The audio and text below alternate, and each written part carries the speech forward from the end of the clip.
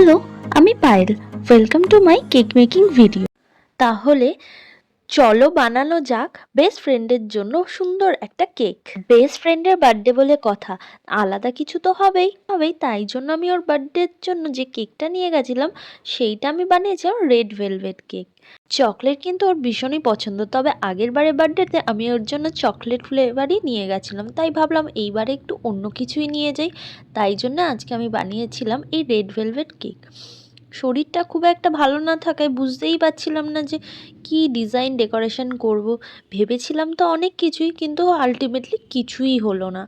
শরীরটা খুব একটা ভালো না থাকায় তাই নর্মাল একটা ডিজাইন করলাম, আর সেই ডিজাইনটাই তোমাদের সাথে আজকে আমি শেয়ার করছি।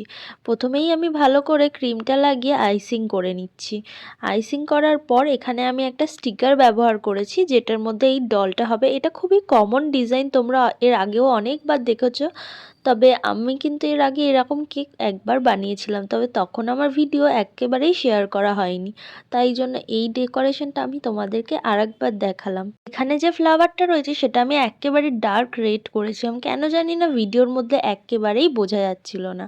প্রথমে তো ভেবেছিলাম শুধু এই রোজগুলোই করব, তারপর দেখলাম না, ভীষণ ফাঁকা ফাঁকা লাগছে, তাই জন্য সাইডের এই ডিজাইনগুলো আমি করে দিলাম। গরমে ক্রিম দিয়ে কাজ করতে এক প্রবলেম, আর এই ঠান্ডার সময় ক্রিম বেশি বিট হয়ে গেলে আর এক প্রবলেম।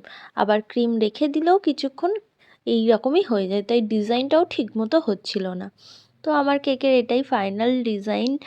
তোমাদের কাছে কেমন লাগলো আমাকে কিন্তু অবশ্যই জানিও।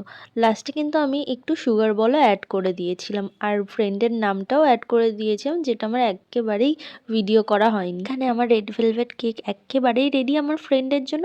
আমি চললাম আমার ফ্রেন্ডের বাড়িতে। ভিডিওটা ভালো লাগলে like, comment, share and subscribe. By.